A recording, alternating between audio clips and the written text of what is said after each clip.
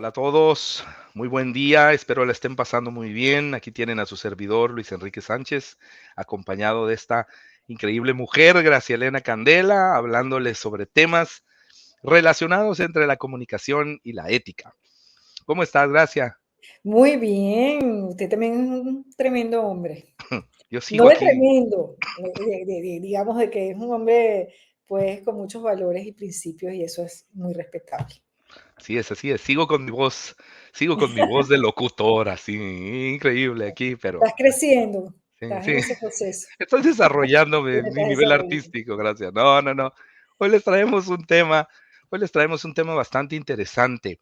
Am, en, en varias noticias, en varios aspectos, en las compañías, en el sentido personal, se lleva a cabo, bueno, se lleva a cabo, se habla de lo que es el concepto de la diversidad, equidad e inclusión. El día de hoy, no, obviamente dentro de un capítulo no podemos optar por hablar de los tres conceptos, pero hemos decidido hablar del tema de la inclusión. Ujú. ¿Ok? Ahora, como inclusión, al menos yo abro, Gracia, yo entiendo que es ese ambiente en el cual es la creación de ese ambiente en el cual todas las personas, independientemente de su diversidad en raza, etnia, sexo, discapacidad o capacidad especial, etcétera, se sienten incluidas dentro de un ambiente, llamémosle ambiente laboral, llamémosle ambiente grupal, ¿ok? Pero estás incluyendo a todas esas personas. Y de mi lado, yo nada más quiero empezar diciendo, es muy importante porque esto se promueve mucho, este concepto se promueve mucho en el sentido LGBTQ, ¿no? O sea, LGBTQ y A+. No nada más es en el sentido de tendencias sexuales, sino también es en el sentido de incluir a todo tipo de personas, capacidades especiales, personas con lentes, personas con silla de ruedas, personas con muletas, personas con esas necesidades especiales que de cierta manera eh, son un poquito diferentes por esas necesidades que a la persona común. ¿Cómo incluyes? ¿Cómo la ves tú con este concepto? Bueno, fíjate que para mí hay dos palabras básicas en la inclusión, que es la integración y la participación de las personas dentro de la sociedad, o sea, independientemente de sus diferencias individuales, ¿no? Y yo creo que de alguna manera cuando se habla de inclusión se busca que haya una igualdad de oportunidades. Tal vez somos diferentes en cuanto a la forma de pensar, pero igualdad de oportunidades. Y yo creo en eso. Porque al final debe haber inclusión también en la educación, en los empleos, en los servicios, Ujú. en las actividades, ¿sabes? Y tú dijiste una palabra para mí importantísima que es el respeto. Yo, de repente, por mi experiencia de vida, por mi educación, por mis creencias, puedo no coincidir con otra persona, pero no la puedo discriminar. También hay un tema de color de piel. A mí me pasaba que, por ejemplo, en el colegio, a mí me llamaban copo de nieve.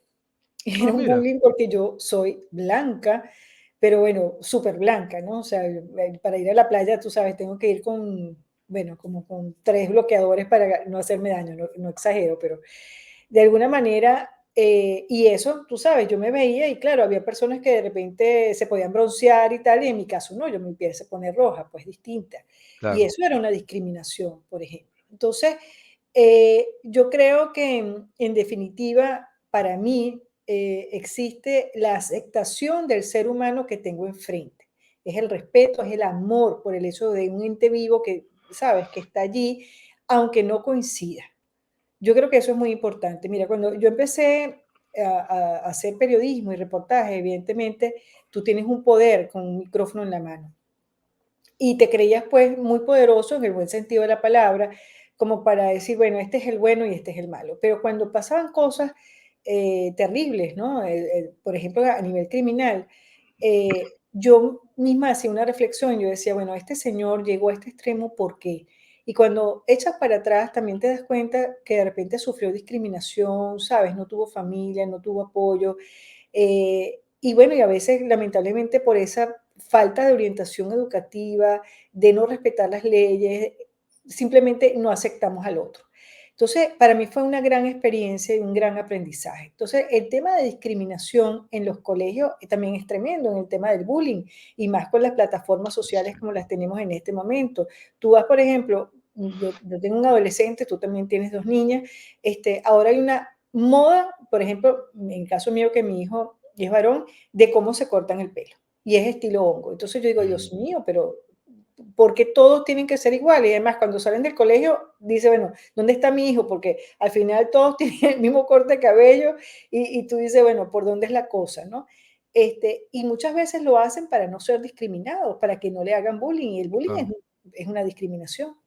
No, y tocas un tema bastante importante. No necesitas ser diferente en el sentido de cultura, raza, etnia, etcétera, Exacto. para no ser incluido, ¿eh? O sea, es un tema, tú puedes ser igual que cualquiera de los demás en el grupo y aún así ser excluido, ser discriminado, ¿no?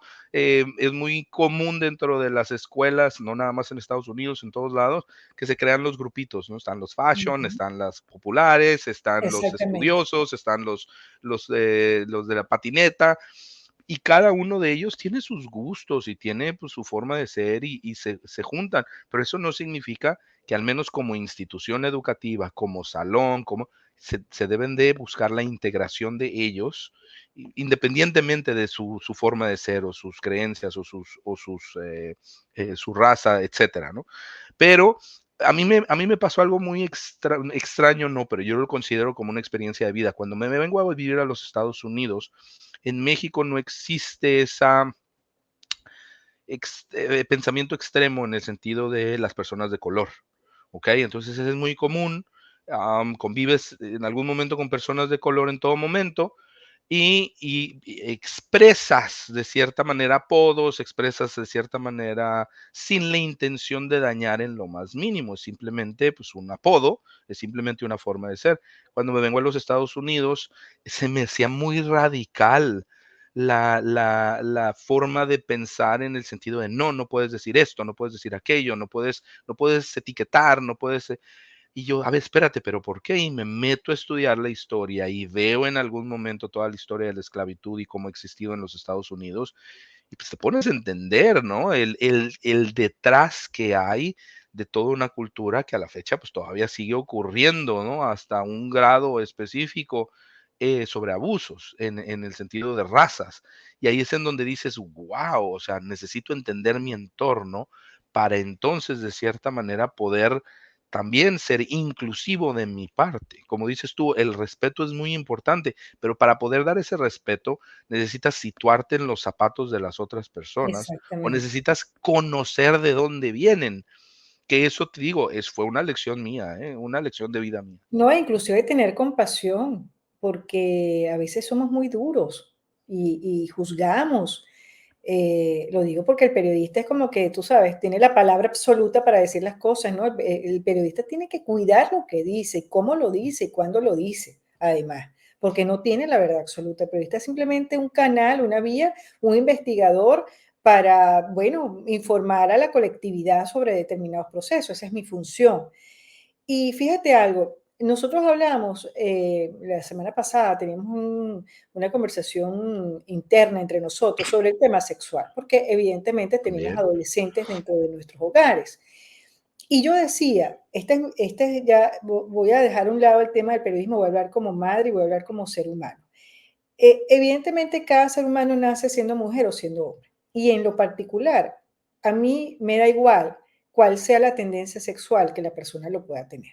ujú, Ahora, de ahí a que me obligues a que yo tenga que entender un proceso, no lo tengo por qué entender, porque tú eres como eres, yo te tengo que respetar como eres. De hecho, claro, indistintamente de si estás con un hombre o una mujer, lo importante es el ser humano que tienes enfrente, lo vuelvo a repetir y lo hemos dicho en muchísimos capítulos, o sea, ese ser humano tiene unas cualidades, tiene unas virtudes, ¿sabes? Buscar lo mejor de ese ser humano indistintamente de su inclinación sexual. Ahora, que de ahí me quieras obligar a que yo tenga que convivir a un proceso, eso es otra cosa. Y sobre todo cuando tú tienes menores de edad, yo creo que todo tiene su momento, todo tiene la edad mental, educativa, para que se vean cosas. Y ahorita con las redes sociales, pues eso está, tú sabes, es un libro abierto. Sí. Y es cuando se van las tergiversaciones, lamentablemente, de los procesos. No sé qué opinas tú, y yo quiero generar esto como una discriminación, todo lo contrario. Yo respeto al ser humano que tengo Ah, no. enfrente, pero también hay que respetar las edades de las personas, sobre todo los niños y adolescentes, si están preparados o no ante la invasión de información sobre todo el tema sexual. Y cuando están ellos en pleno proceso hormonal, pues, tú sabes, reconociéndose sexualmente. Mira, ese es un tema súper delicado. Yo creo que lo deberíamos de tratar así también específicamente en alguno de nuestros capítulos. Pero regreso al concepto que veníamos hablando, el respeto.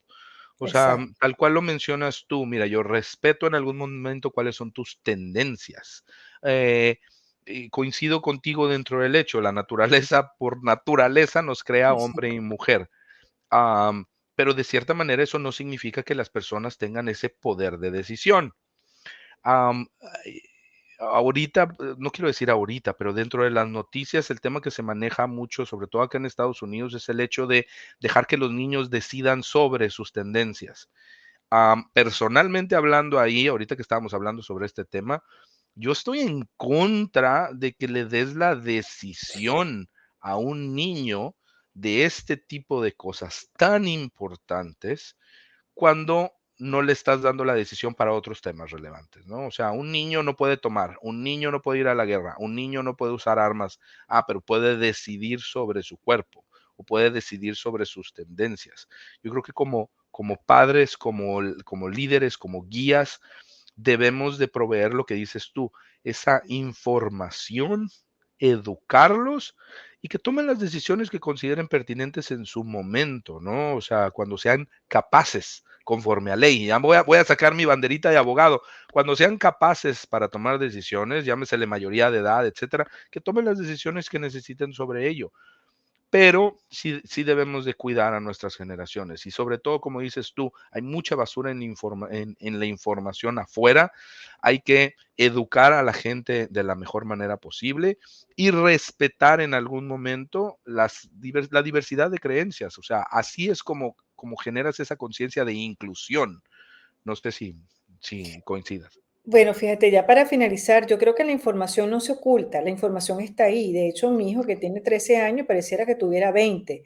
Él me da clases magistrales a mí porque como está imbuido en las plataformas sociales, a veces está mucho más informado de procesos de adultos y de verdad tengo que hablar con él con un nivel muy alto, ¿sabes? Ya no es un tema de que es un niño, ni siquiera un adolescente, y es pareciera un adulto cuando estoy hablando. Pero una cosa es eso y otra cosa es incitar una conducta.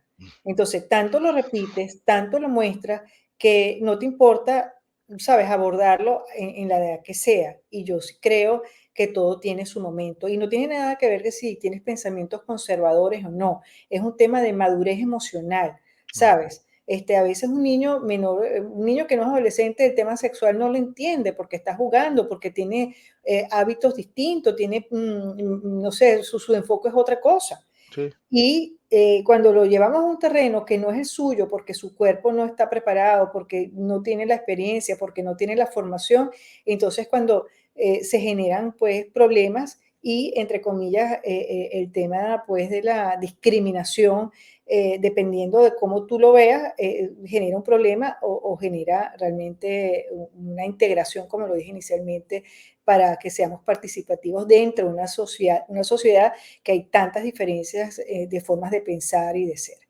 Bueno, llegamos al final, el tiempo apremia. Muchísimas gracias. Se nos acabó. Se nos acabó.